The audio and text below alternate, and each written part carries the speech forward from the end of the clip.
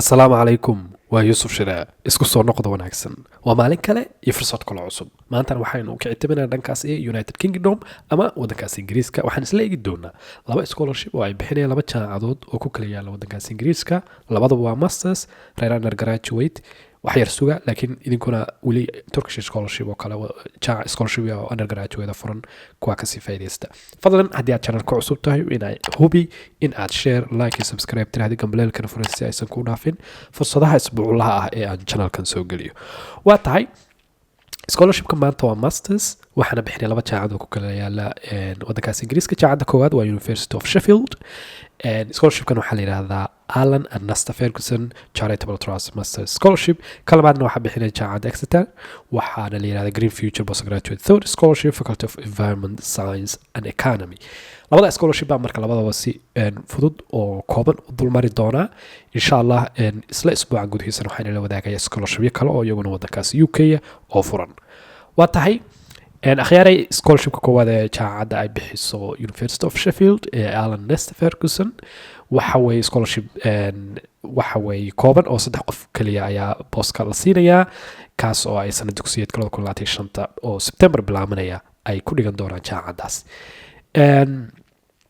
full tuition fee waiver waxa wax lacag qofka ma bixinayo jeeb gelis ahaana biil waxa loo siinaya 12,500 pound marka bil kasta aad ugu 1,050 meelahaas ku soo aadaysa ama wax u dhow eligibility criteria haddaan isla eegna yaa xarayn kara to be eligible waxa la yiri waa inaad offer haysatid qasab way qofku inuu offer haysto koorsooyinkaa soo socda midkood koorso kastoo jaamacaddu bixisa maaha waa inta xaggan ku taalla oo 7 koorso meelahaas ah international development masters environmental change and international development masters in research international development masters in public health international law and global justice international political economy global journalism international public and political communication masters and shadii koowaad waa inuu offer ka haysto intaasoo kuliyadood mid ka mid ah midka labaad waxa weeye inuu office yahay qofka oo international yahay oo uusan local ahayn kadibna waxa weeye uu haysto wax u dhigma higher education undergraduate dabcan inuu haysto sidoo kale inuusan waddankiisa meel ka baxsan waxa hore ugu soo dhigan marka qofku waa inuu undergraduate-ka waddankiisa kusoo dhigtay oo qofku sidoo kale self funded yahay oo qof markaas sidii lacagtiisa u bixinayo kale uu jaamacadda u xareeyo scholarshipka lama siin karo qofka isagoo faa'iidooyin kale ama scholarshipyo kale haysta full time weeye waxa weeye sanadka 2025 sanad dugsiyeedka Septemberna inuu qofku ka soo qayb galo weeye oo lama defer gareyn karo scholarshipka haddii la siiyo waa inuu waqtigaas qaato qofka sidoo kale scholarshipku waxa uu haysan karayaa ama la siin karayaa haddii uu shuruudaha markaas la socdo ka soo baxo sidoo kale fiisaha qofku goorta uu helay oo September yimaado waddanka buu scholarshipku fully active noqonayaa sidoo kale waa inuu qofku uu yahay national u dhashay kuna dhaqan wadamada hoos ku xusan midkood wadamada hadda eegtid listiga badanna Soomaaliya ku dhex jirta ma garatay marka waan ku jirnaa inkastoo scholarship numkiisu yar yahay misna saas ay tahay fursadaas waxaa laga yaabaa qof hadduu shuruudaha soo buuxiyo inuu ka mid noqdo dadka ku guuleysta mana aha shuruudu waxa adag kaliya waxa weeye inuu jaamacaddaas haddii ilaahay ku ogoliyo qofka uu offer ka soo helo kadibna uu scholarship ka xareeyo deadline to apply in the UK waa Monday June 2nd marka waqti badan baa ka dhiman scholarshipka xareyntiisa marka taas waxay ka dhigan tahay inaad haddaba bilowdid inaad jaamacaddaas Sheffield aad ka dalbatid boss kuliyadaha koramidii ay xiiseynaysid korta offer ka heshidna dhac scholarshipka ku tuur scholarshipka haddaba hadda formka yar fiirfiirisid waa aad ka dhexelaysaa selection process-kan waxa weeye qofku waa inuu soo bandhigo clear rational for applying postgraduate course at University of Sheffield ujeedka iyo ajendaha aad u xareynaysid oo yacni aqliyadda ka dambeysa waxa kugu dhiirigelinaya dabcan outline examples of work experience inuu qofku soo bandhigo khibrad shaqo la xiriira international development marka qofku hadduu kasoo shaqeeya ama uu soo bartay international development aad buu meeshaan kale ugu sharxi karaa sidoo kale qofku inuu si sharxo faahfaahsan oo furfuran future ambitions waxa uu qorshayaashiisa iyo goalskiisa iyo hadafyadiisa goorta jaamacadda ka dhigto masterka uu sameyn doono wixii su-aalo dheeriyana international scholarship baad emailkaas aa weydiinaysaan jaamacaddana kuliyadahaas booska dalbashadeedu iyaduna maaha wax aad u adag oo wax fudud xaggan kala imanaysaa how to apply postgraduate baa rabtaa inaad tidhaahdid anu waan rabaa inaan dalbado postgraduate baa u imanaysaa kuliyadihii baa dabcan helaysa entry requirementskii iyo waxaasoo dhan baa meesha ku qoran postgraduate thoughtki goorta u timaadid koorsooyinkii waa kuwaana marka haddii aan eegno kuliyadihii hadayta aan eegayno waxaa kamid ahaa international development xaggaan aan ka eegaynaa international development waatana maadadan oo kale u imanaysaa international development markaa u timaadid marka xog dhamaystir baa meeshan ka helaysaa requirementska entry requirementska qof kasta waa inuu akhriyo goorta akhridoo soo urursatid dokumentiyadaadii baa wax dhahaysa apply markaad tirahdina dabcan waxaa u imanaysaa systemkii online-ka jaacada laga xareynayay kaasaa iska diiwaan gelinaysaa dokumentiyadaada dhan baa ku guraysaa haddii ilaahay ku ogol yahay sidaasaa marka offer ku sugaysaa offerka markaa soo heshidna hadhowna muuskana waxaa ku shubaysaa adoo nambarkaagii wata baad ku shubaysaa haddii ilaahay ku ogol yahay dokumentiyada lagu siiyey iyo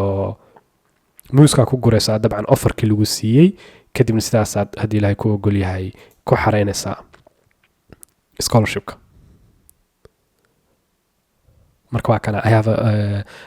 University of Sheffield Moose account laana offer baa ka haysa jaacadda tana sii gelaysaa kadibna offerkaaga submit garaynaysaa iyo su-aalo dheeriyo lagu weydiyo ka jawaabaysa saas baana scholarship ku helaysaa scholarship number 2 haddii aan u gudubnay isagana waxaa bixinaya jaacadda Exeter waxa weeye thought isaguna وما research faculty of environment science and economy baa bixinaya maadooyinkana loo ogol yahay qofku inuu xareeyo applied science data conservation haddii ilaahay ku ogol yahay mining waxaa ku jira sustainable development weather and climate science marka waa maadooyin greenka la xiriira ma garatay entry requirementskana waxa weeye qofku waxa weeye inuu international yahay inuu yahay passport holder ka soo jeeda wadamada middle income or low income countrieska Soomaaliya ku jirta xaggan waa ka eegi kartaa inuu offer haysto uu ka haysto jaamacadda masters kaas oo uu ku dhiganayo academic yearka September bilaabanaya 2026 sidoo kale inuu haysto undergraduate lamida midaas UK entry requirementska kuliyadaha xareynisid sidoo kale inuu soo qofku high income country hore uga soo shaqeynayo meelahaas wadamada horumaray uusan wax ka baran wax ka shaqeyn haddii aad marka waxa lagu leeyahay masters application aadan weli dalban kana linkigana ku dhufanaysaa haddii ilaahay ku ogol yahay halkaas ka xareynaysaa jaamacaddana waxa la yiraahdaa dalbashadeeda iyaysan kula gaari 29 March sidee baa u xareynaysaa to be considered one of these scholarships waxaad buuxinaysaa formkan kadibna waxaad qoraysaa statement 500 oo eraya oo kamid ah waxyaabaha formka laga rabo su'aalahana kaga jawaabaysa interestigaaga oo programka ku doorato muxuu yahay waxa weeye sidee wadankaaga u taageeraysaa maxaad rajaynaysaa inaad kasbatid ama ka heshid kuliyadda ka dhiganaysid Exeter ambitionska iyo goalskaaga mustaqbalku maxay yihiin deadline for applying the scholarship kuna waxa weeye 30 April marka jaamacadda boos ka dalbo ilaa 29 bisha March boos hadaa ka heshid scholarship ka xarey xagaan linkigana buuxinaysaa first name marka linkigan ha buuxinina hadda qofku waa inuu offer ka helo jaamacad oo inuu offer ka haysto halkaan bay ku qorantaa University Exeter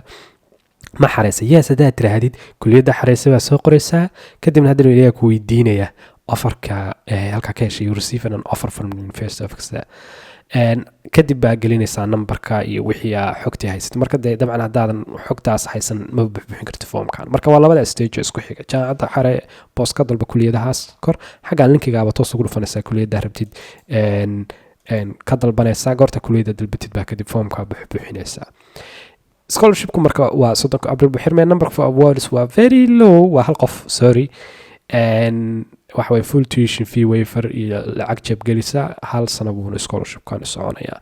marka give it a try kana waa 3 xabo kana waa hal xabo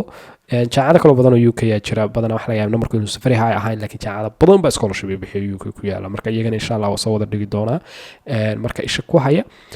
wixii aad su'aal qabtaan qaybta commentiga igu weydiiya labada scholarship oo laba scholarship oo isku structure marka hore jaamacadda wacaysa kuliyadda boos ka dalbanaysaa offer markaa ka heshid baa linkiga oo labadan website ku jira labada website na YouTube hoostiisa soo dhigi doona baad tagaysaa scholarshipka waxaad u sheegaysaa inaad offer jaamacadda ka haysatid maadada xiisaynaysid motivation letter iyo wixii kale oo markaas ay ku weydiiyaan waa raacinaysaa waqti badan waa haysataa runtii kanoo kale June buu xirmayaa kana wuxuu xirmayaa April marka horey waxaa laga sii ambaqaado boosas ha la weydiisto oo ha la akhriyo kuliyadaha ay xiiseynaysaan oo scholarshipkani dabcan aqbala fiiriyana requirementskooda kuyaa ka bixi kartaan xaree wixii su-aal dheeriya qaybta commentiga igu reeba fadlan ha ilaawanina markale inaad channelka share iyo like iyo subscribe tiraahdaan muuqaalkaana haddii aad ka faaidaysan kartaan ka faaidaystaan haddii idin ka faaiidaysan karin la sii wadaagtaan dad asxaaba isleedin fursaddan way ka faa'idaysan karayaan isbuucan baan soo dhigayaa 2 jaacado ilaa 3 jaacadoo kale UK scholarship bixinaya sidoo kale idinkuna hadda aragtaa scholarship iyo markaa furan oo raadaarkayga aansan qaban ila soo wadaaga qaybta commentiga igu soo reeba social mediahayga Yusuf Shire igu soo dira waxaan idin rajaynayaa guul meel kastoo joogtaan ilaa kuna kan xiga waa Yusuf Shire oo idin la isma dhaafin. Assalaamu calaykum.